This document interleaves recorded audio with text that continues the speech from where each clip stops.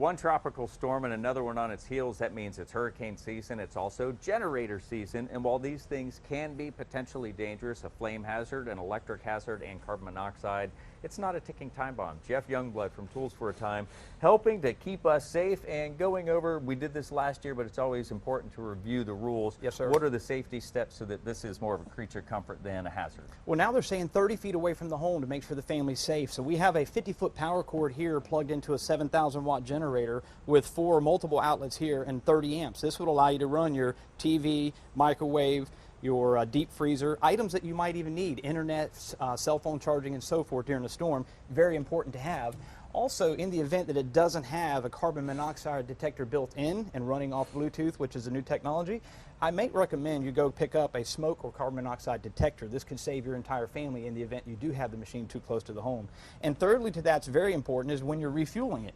If you're taking a can and refueling your generator, you want to make certain that that generator is cool to the touch before you refuel that generator. And what cool to the touch is that, are we touching the muffler, or are we touching areas up here? Definitely don't touch the muffler, but obviously if the cool machine, if you're touching the side of the machine, not touching the exhaust system, Right. but the side of the machine, if it's cool to the touch, it's going to be safe to put fuel in. And with these, you know, we all seen the cans that, you know, the new ones with that slosh. This thing looks like something out of a racetrack. Yeah, that's what it looks like as a race can, but this would allow you to put 5 gallons of fuel in upwards of a minute, but it also is internally vented so that when you bend the spout into it, you won't spill the fuel all over the machine. And that helps to take some of the sloshing out of that. All right, did I hear you mention Bluetooth? Yeah, the Bluetooth technology is so unique. I'll show you. It's the 7,000 watt has it, 2,200 watt has it, and the ability to log into this machine, I'll show you here briefly.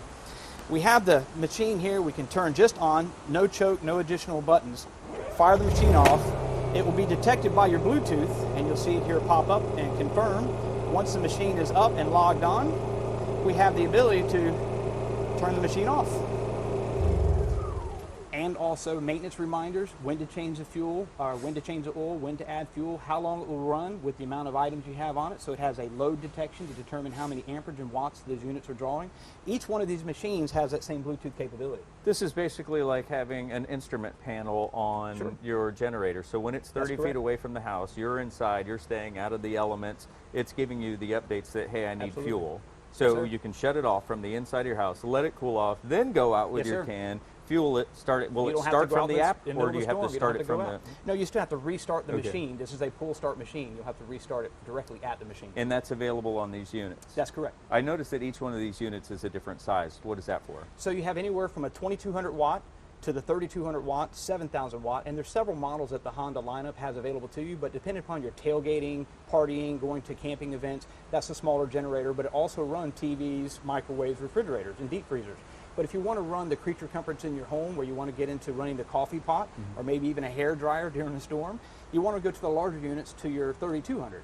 If you're looking to run the AC units and items that have a greater demand on the power, your 7,000 watts ideal.